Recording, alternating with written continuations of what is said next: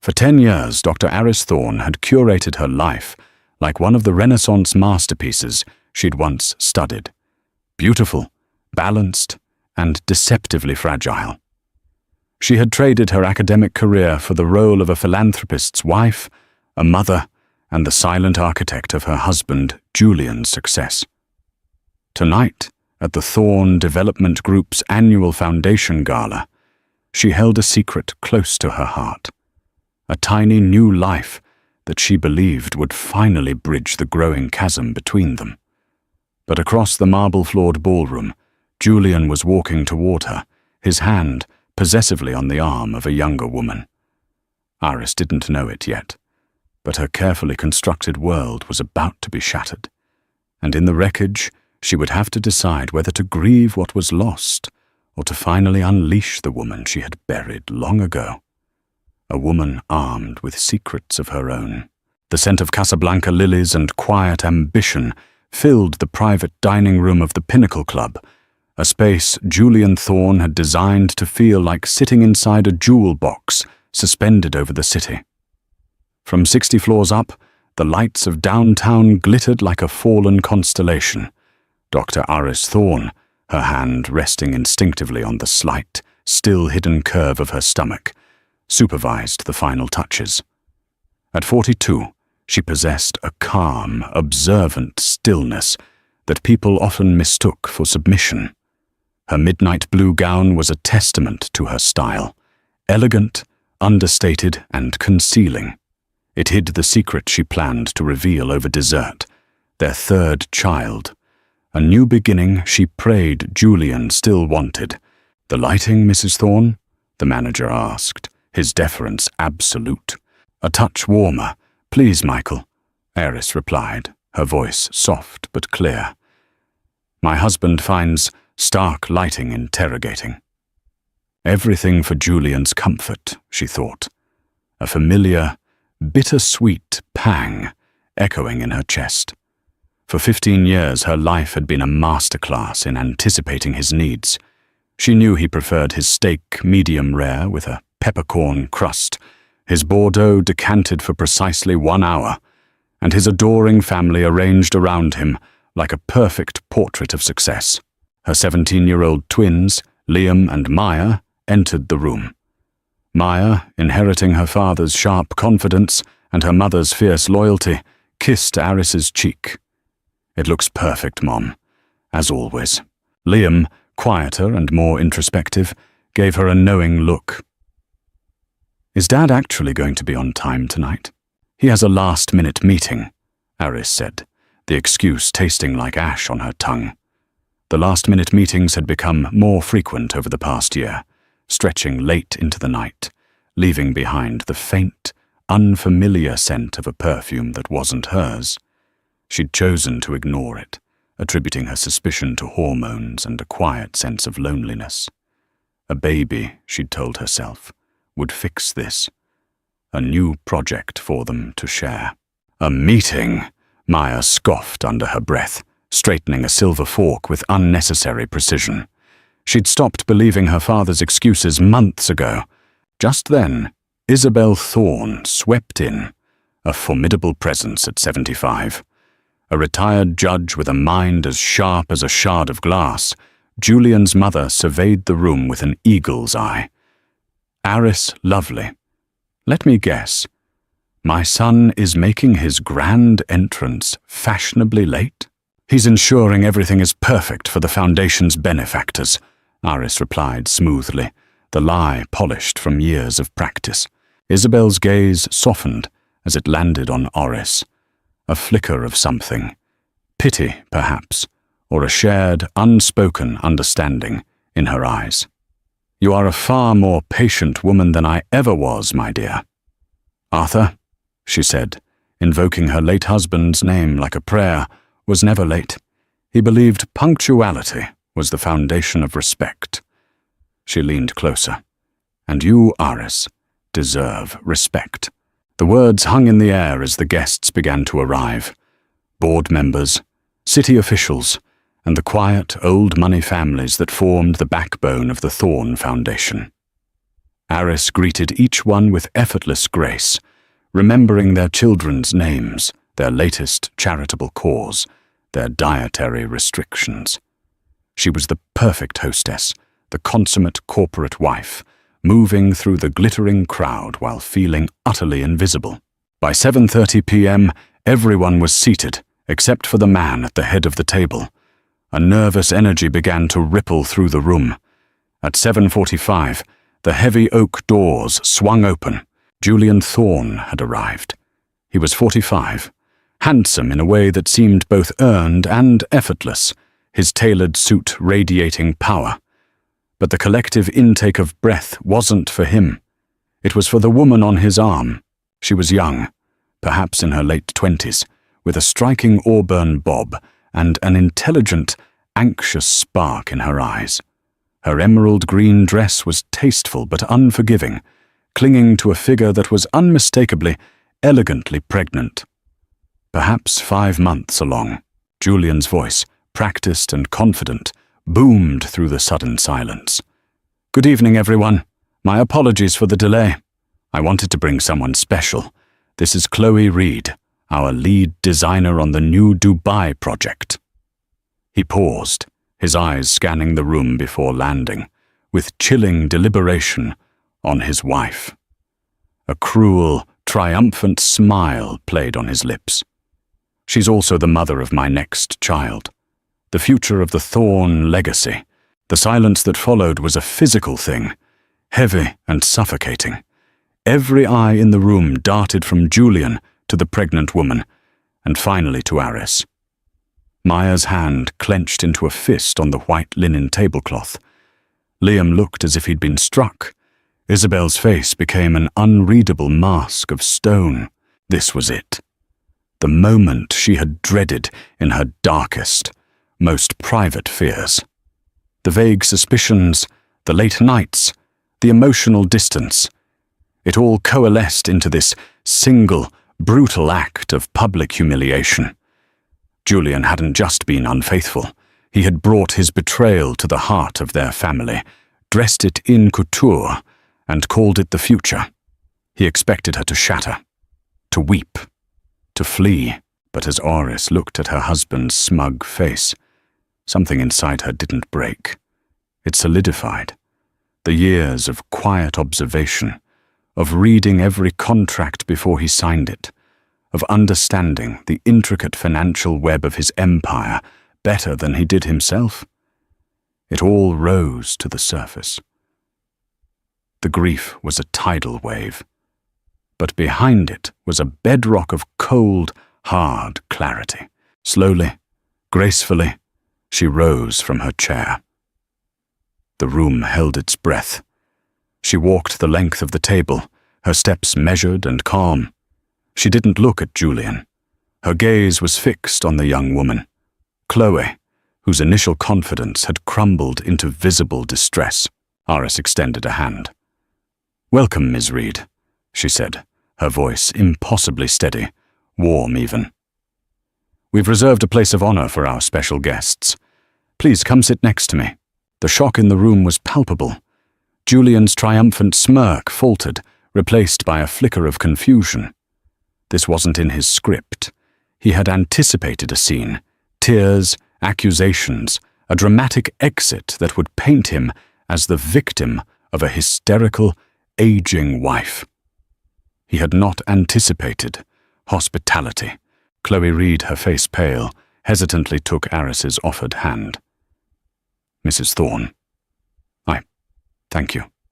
Her voice was barely a whisper.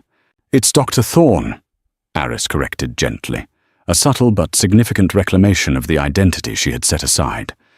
"But please, call me Aris." She guided the younger woman to the empty seat beside her own, a place traditionally held for the guest of honor. As Chloe sat, Aris turned to the frozen waitstaff. "We can begin service now, and Michael, please bring Mr. Thorne his usual Bordeaux." Her composure was a shield, flawless and impenetrable. As the first course, a delicate seared scallop on a bed of saffron risotto, was served, Aris initiated the conversation, her focus entirely on Chloe. Julian tells me you're the lead designer on the Dubai project. That's incredibly impressive. Your background is in sustainable architecture, isn't it? Surprised, Chloe nodded. Yes. I specialize in bioclimatic design for arid environments. We're hoping to create a structure that's not just iconic, but also has a minimal environmental footprint. As Aris posed thoughtful, intelligent questions, Chloe began to relax, speaking with passion and expertise about thermal massing and solar orientation. The board members at the table, initially avoiding eye contact, started to listen with genuine interest. Iris was masterfully reframing Chloe from a homewrecker into a brilliant corporate asset. Julian watched, a muscle tightening in his jaw. Iris was supposed to be the topic of conversation, her humiliation, her breakdown. Instead, she was conducting a business seminar. He tried to reclaim control. Chloe is brilliant. That's why I brought her into the firm. Her vision is what will make Thorn Development a global leader. I agree, Aris said, turning her cool gaze to him for the first time. Vision is paramount. Which brings me to an interesting point. You mentioned a future legacy, Julian. I'm curious how you envision that legacy, including our children, Liam and Maya. The question landed like a stone in a silent pond. The pretense of a normal dinner party evaporated. Maya looked at her father, her eyes blazing with a fury her mother kept expertly concealed. Yes, Dad. We'd love to know where we fit in next to your new son. Julian cleared his throat, flustered. Obviously, this is a complex situation. It's something your mother and I will discuss privately. I think we're past the point of private discussions, don't you? Iris's voice was still soft, but now it held an edge of steel. You've made this a public matter, so let's be public. You plan to divorce me, I assume. The lawyers have papers drawn up, he admitted, trying to sound firm but coming across as defensive. The settlement is incredibly generous. Generous, Iris mused, taking a slow sip of water. And what about the company, the Thorn Foundation, my seat on the board?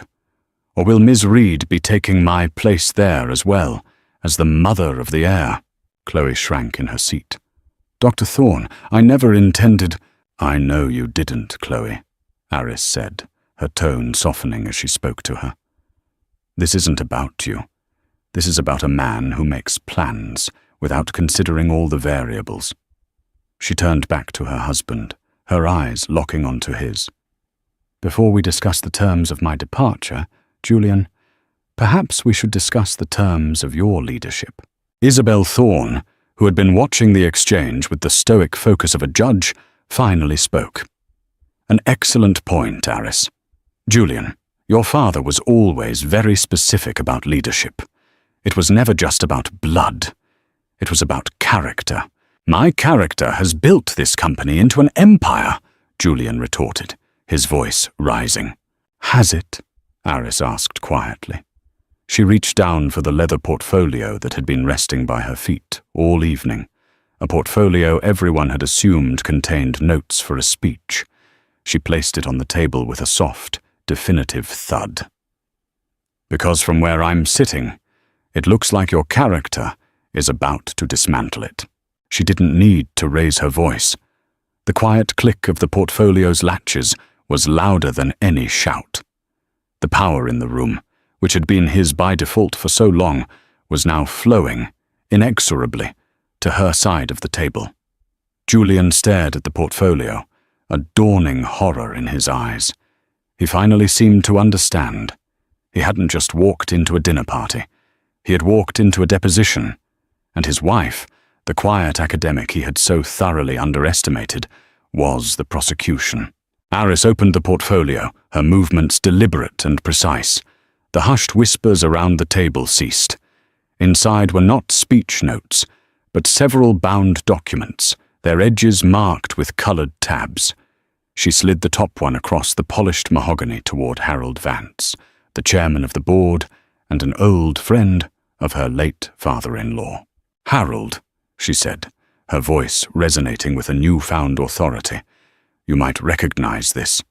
It's a copy of the founding charter for the Thorne Legacy Trust, which my father-in-law Arthur Thorne established upon his retirement." Julian scoffed, a desperate, hollow sound. "Ancient history, Aris. My father left me his controlling interest. Everyone knows that." "Not exactly," Aris countered, her gaze unwavering. "Arthur was a brilliant man, but he wasn't a sentimental one. He saw your ambition, Julian. He also saw your recklessness." She turned her attention back to the board members. "The trust holds 51% of the voting shares of Thorne Development Group. Arthur didn't leave control to his son. He left it to his son's partnership. The charter explicitly states that the shares are to be voted by 2 co-trustees, the acting CEO and his spouse, provided the marriage is intact and she is the mother of his children." A collective gasp went through the room. Isabel Thorne allowed herself a small, grim smile. She had witnessed the signing of that document. That's a ceremonial clause," Julian sputtered, his face draining of color. "You've never attended a shareholder meeting in your life." "Publicly, no," Aris corrected him. "That was our arrangement. You loved the spotlight. But for 15 years, every proxy vote, every major acquisition, every strategic decision required 2 signatures. Check the records, Harold. You'll find my signature, neat and clear, right next to Julian's on every single document." Harold Vance fumbled with the document, his reading glasses slipping down his nose. His face went pale. "She's right," he murmured, his voice thick with disbelief. "It's all here, legally airtight." The power shift was complete. Aris was not just a wronged wife. She was the silent gatekeeper of the entire Thorne empire. "But that's not why we're here tonight," she continued, her voice dropping to a serious, confidential tone. "This isn't about a marital dispute. It's about a breach of fiduciary duty." She pulled a second, thicker document from the portfolio and passed it down the table. "This is a forensic accounting report I commissioned 3 months ago." Julian shot to his feet. "You went behind my back? You hired accountants?" "I did," Aris said calmly, "when I noticed certain irregularities. Large capital transfers being moved from the company's primary accounts to a series of newly formed subsidiary LLCs, specifically to Thorne Future Holdings, based in Dubai." She looked directly at Chloe, whose eyes were wide with a mixture of confusion and horror. "The Dubai project, Chloe. The one you've been working on so passionately. Did Julian tell you it was being funded as a separate entity, with him as the sole proprietor?" "No," Chloe whispered, shaking her head. "He said it was the company's flagship international expansion." "It was supposed to be," Aris confirmed, her tone softening with a sliver of sympathy for the younger woman. "Instead, Julian has systematically funneled over $90 million of Thorne development assets into a personal venture. He wasn't expanding the company. He was creating a lifeboat, funded by the family business he intended to scuttle. The accusation, cold and backed by the damning evidence now being passed around the table, sucked the remaining air out of the room. This was no longer just infidelity. This was embezzlement on a massive scale. "This is a lie! A conspiracy!" Julian roared, his composure finally shattering. He pointed a trembling finger at his wife. "She's a scorned woman, trying to destroy me." "Is she, Julian?" Isabel's voice cut through his tirade like a blade. "I warned you. I warned you.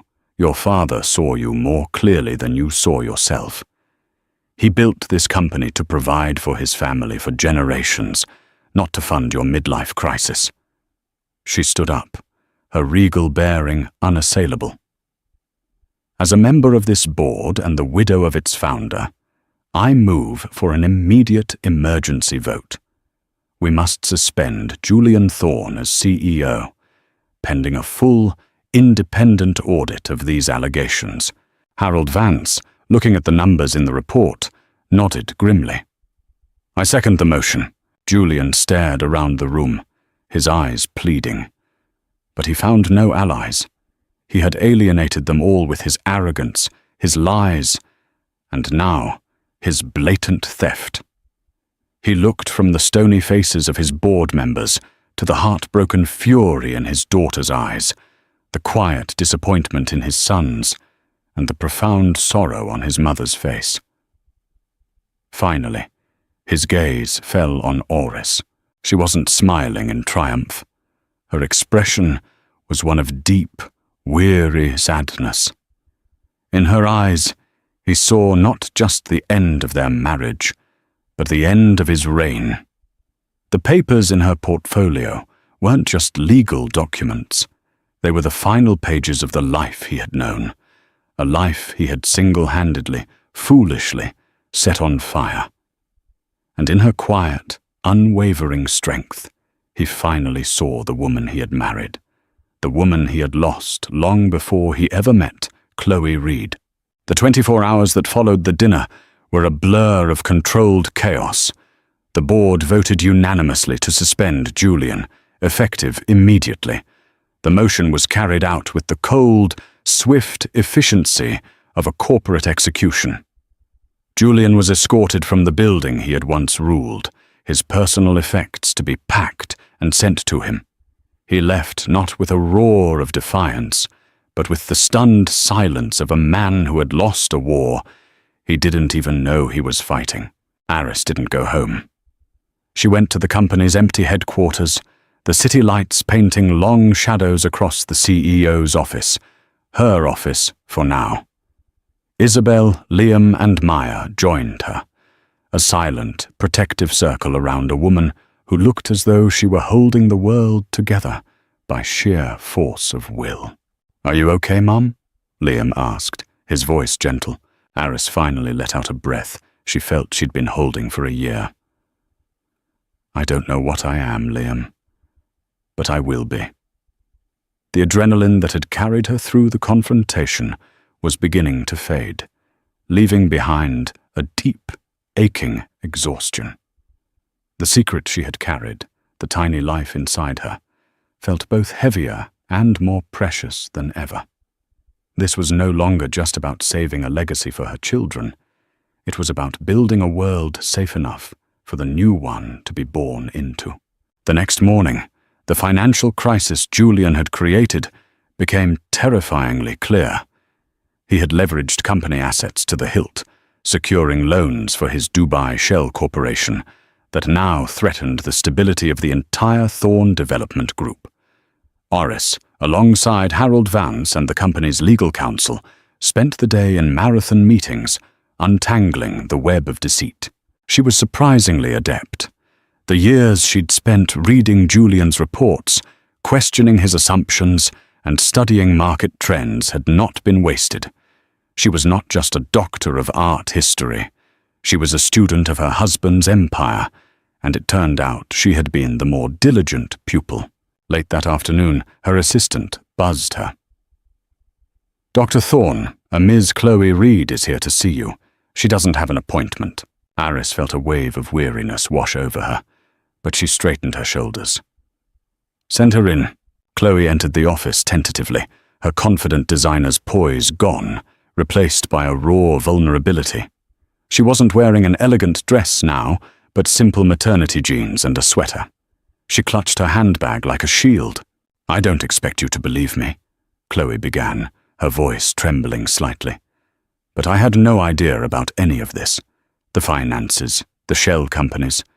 He told me we were building something together. Something for—" Her hand went to her stomach. "For our son." Aris studied her for a long moment. She saw not a villain, but another woman who had been deceived by Julian's charismatic ambition. A woman who was now alone, pregnant, and tied to a scandal she didn't create.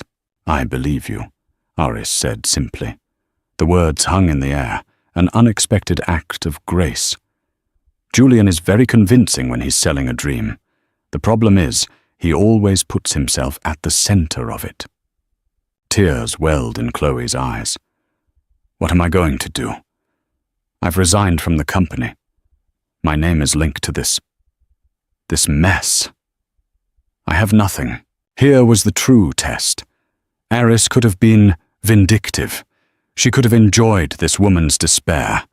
But looking at Chloe, all she saw were the consequences of Julian's actions, consequences that would affect two innocent children. You won't have nothing, Aris said, her voice firm but kind. Your child is Julian's son. That makes him my children's half-brother. Family, however complicated, is still family. The Thorn Foundation has provisions for all of Arthur Thorn's descendants. Your son will be cared for.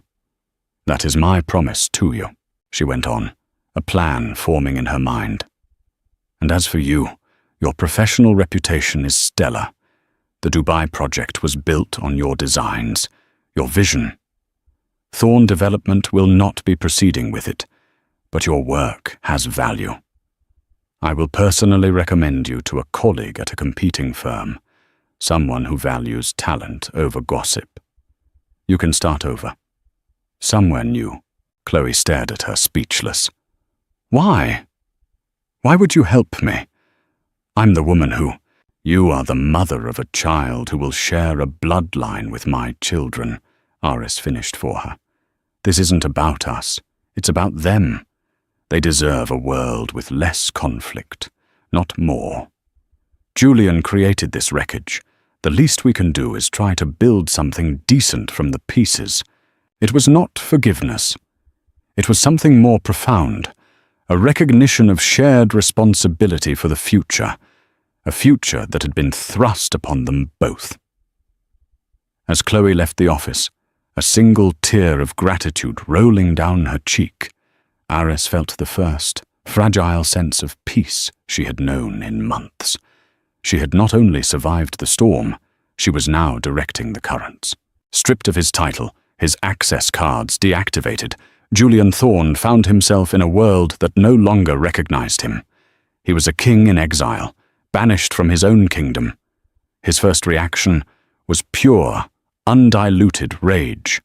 He called his lawyers, demanding they sue Aris, the board, everyone. He would burn the company to the ground before he let her have it. His lawyer, a seasoned corporate litigator named Ben Carter, was blunt. Julian, you don't have a case.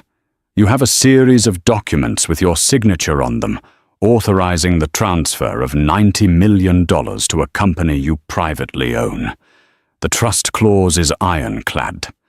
Aris has you cold. If you fight this, she won't just win. She'll be forced to file criminal charges to protect the shareholders. You'll go to prison. The word prison finally broke through his fury, leaving a chilling void in its wake. He retreated to his empty penthouse, the minimalist white space now feeling like a sterile, lonely prison of its own. He tried calling Chloe. Her number was disconnected. He learned from a former colleague that she had resigned and was rumored to be taking a job in Chicago. She had vanished from his life as quickly as she had entered it, taking with her the dream of a new dynasty he had so arrogantly proclaimed. Days bled into weeks. The initial fury curdled into a bitter, gnawing shame. He drank too much, slept too little. In the dead of night, the ghosts of his father's words would come back to him. He remembered a conversation years ago, shortly after he'd taken over as CEO. They were in his father's study, a room filled with the scent of old leather and accomplishment. Arthur Thorn, his health failing but his mind still sharp, had looked at his son with a penetrating gaze. "You're brilliant, Julian," Arthur had said, swirling the amber liquid in his brandy snifter. "You see the angles, the opportunities, but you lack an anchor. Your ambition is a magnificent ship, but without an anchor, it will be dashed on the rocks in the first real storm. My anchor is this company, this family," Julian had replied confidently. "No," Arthur had said, shaking his head. Those are the things you acquire. An anchor is what you are. It's your character, your integrity. He had paused, looking at a photo on his desk of Oris and a young Liam and Maya. That woman, Aris, she's your anchor. Don't you ever mistake her quiet for weakness. Her roots run deeper than yours ever will. If you lose her, you lose yourself. At the time, he dismissed it as the ramblings of an old man. Now, the words haunted him. He had cut the rope to his anchor, and he was adrift in a storm of his own making. One afternoon, Maya showed up at his door. She didn't knock, using her own key. She stood in the doorway, her arms crossed, her expression a mirror of her grandmother's judicial steeliness. "Mom's in the hospital," she said, her voice flat, devoid of emotion. Julian's heart seized. "What? Is she okay? The baby?" "She's fine, just precautionary. The stress of cleaning up your colossal mess is causing her blood pressure to spike. The doctors want her on bed rest for the last 2 months of her pregnancy." Maya's eyes narrowed. "She's running a multi-billion-dollar company from a hospital bed because you couldn't keep it in your pants and your hand out of the corporate cookie jar." The brutal honesty of his teenage daughter hit him harder than any lawyer's warning. "I want to see her," he said, his voice raw. "Why?" Maya shot back. "So you can apologize. So you can make yourself feel better. This isn't about you anymore, Dad. Nothing is. Mum is having a baby, a little brother or sister for us. Chloe Reed is in Chicago, about to have a baby, a half-brother. These are the only things that matter now. And you are the one thing that puts it all at risk." She left as abruptly as she had arrived. Julian sank onto his designer sofa, the expensive leather cold and unforgiving. His daughter was right. His apologies were worthless. He had broken everything he had ever touched. His marriage, his company, his father's trust, the hearts of his children. For the first time in his life, Julian Thorne looked in the mirror and didn't see a titan of industry. He saw a failure, a man who had lost everything, because he had never truly understood what was worth keeping. The descent was complete. Now, he had to decide if there was any way back up. Aris ran Thorne Development from room 712 of the maternity ward at Lenox Hill Hospital, propped up against a mountain of pillows, with a fetal heart monitor strapped to her belly and a laptop perched on her legs. She commanded her empire with a quiet, unyielding focus.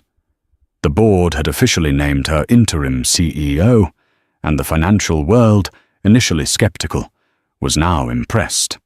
She had successfully renegotiated the company's debt, stabilized their stock price, and projected a calm confidence that was the polar opposite of Julian's reckless swagger.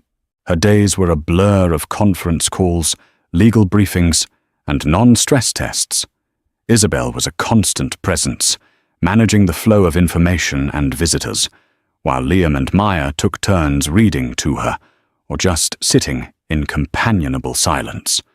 They were a family forged anew in crisis, their bonds stronger than ever.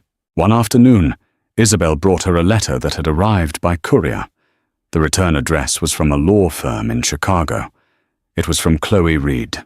Aris opened it with a sense of trepidation. The letter wasn't accusatory or demanding. It was a formal, yet personal, request to open a line of communication regarding her unborn son.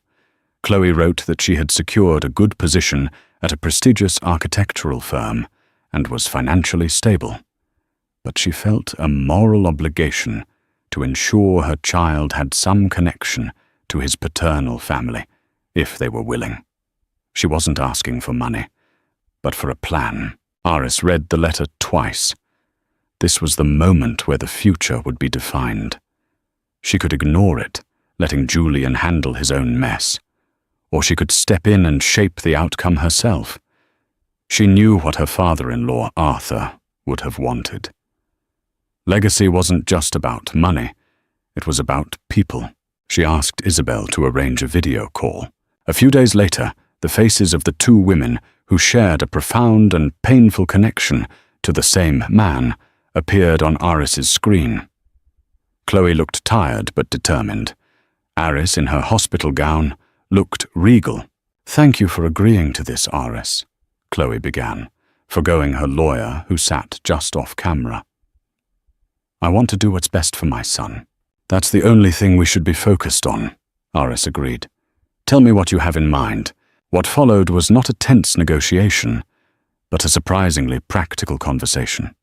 They talked about names, about medical history from the Thorne side of the family, about visitation. Chloe was clear she wanted her son to grow up in Chicago, away from the New York society pages. Aris understood completely. "My children," Aris said, her hand resting on her own swollen belly, "will have 2 half-brothers. One living with me, and one living with you. I want them to know each other. Not as strangers or rivals, but as family. It will be complicated, but it's not impossible. We can arrange for visits during holidays, once everyone is old enough to understand." "And Julian?" Chloe asked, the name hanging awkwardly between them. "Julian will have to earn his place in both of his sons' lives," Aris stated, her voice leaving no room for argument. "He will have rights, but his involvement will be conditional on his stability and his respect for the boundaries we set. We, Chloe, will be the ones setting the terms. Together." It was a radical proposal.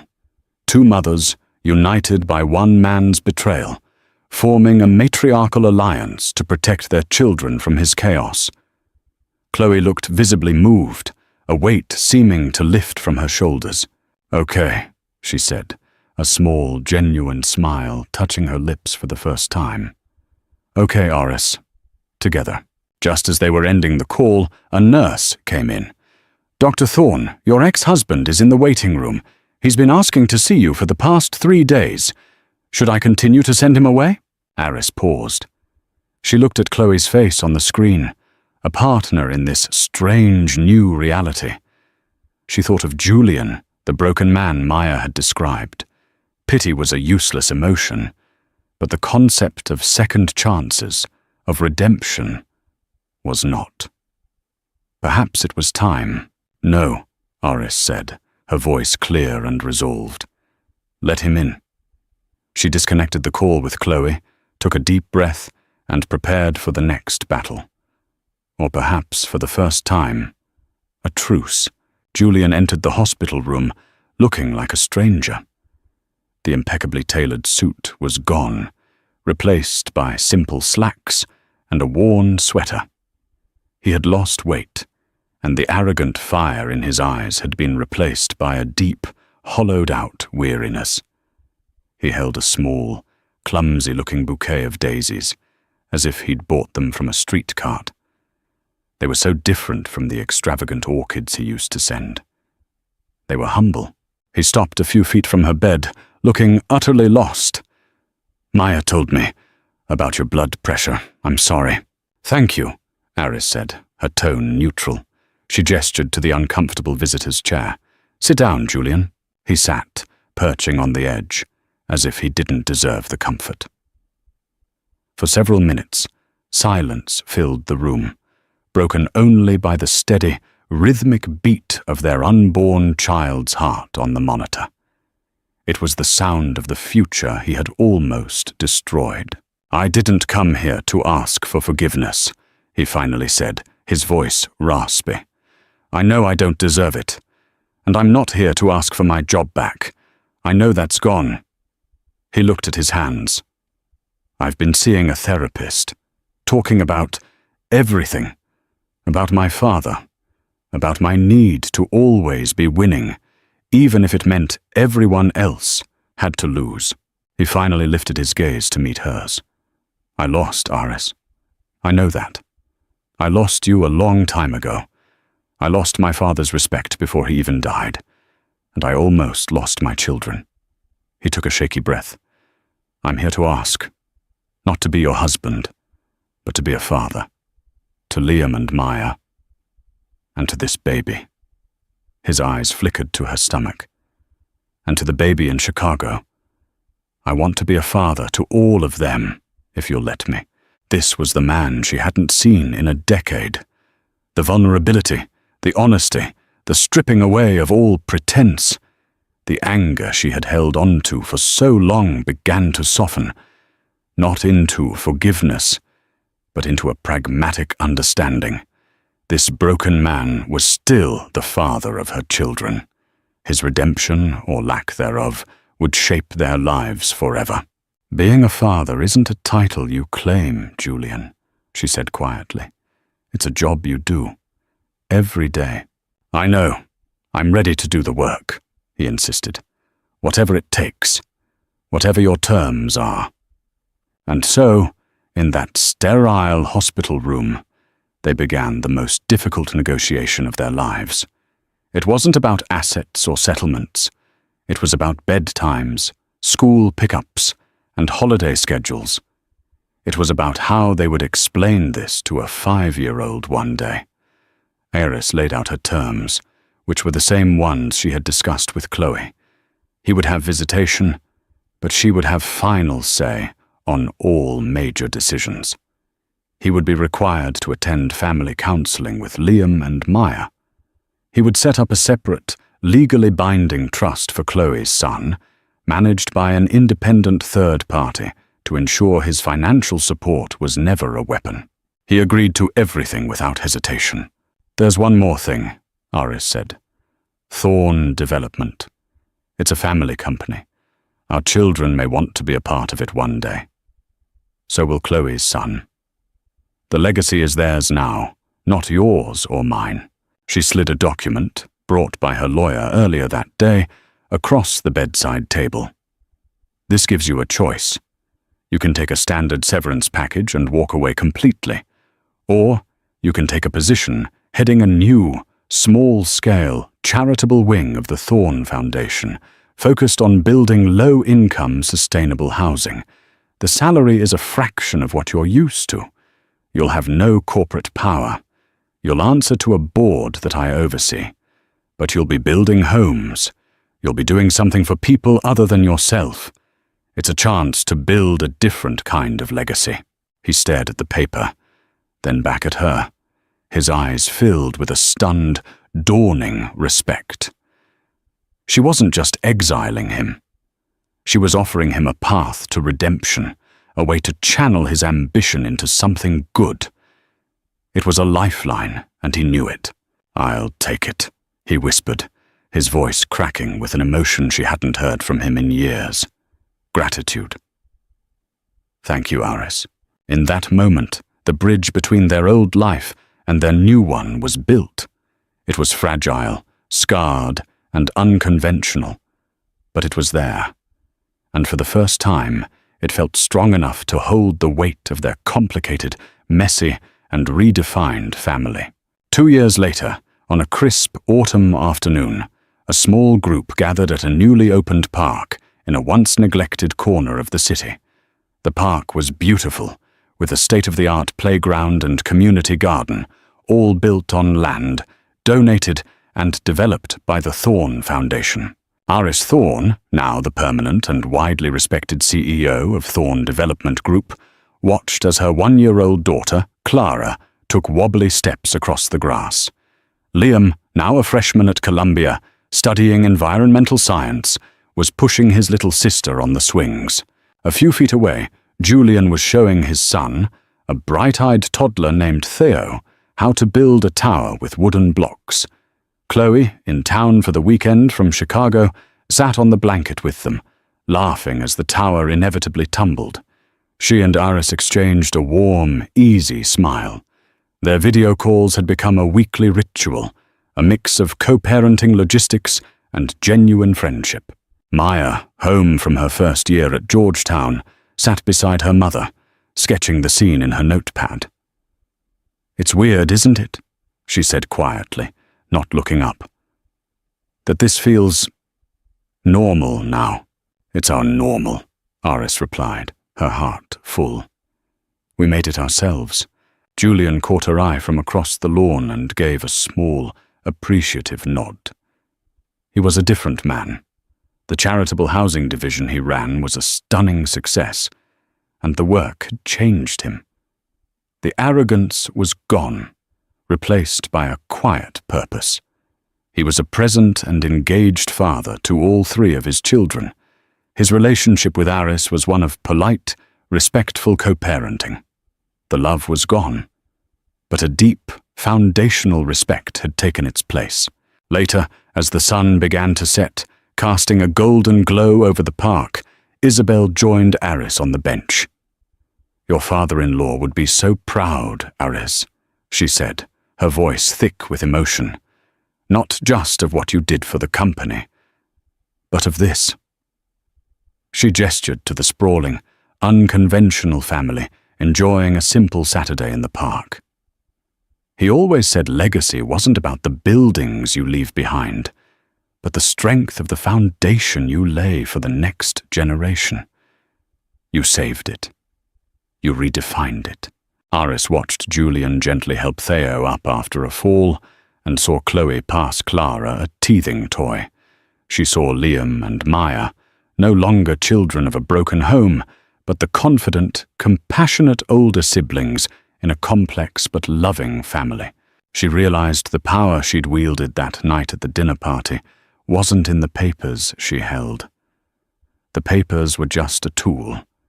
The real power had been her willingness to tear down a beautiful, hollow facade, to build something true and resilient in its place. She had lost a husband, but had found herself. And in doing so, she had given everyone, including the man who betrayed her, a second chance to build a legacy worthy of the Thorn name.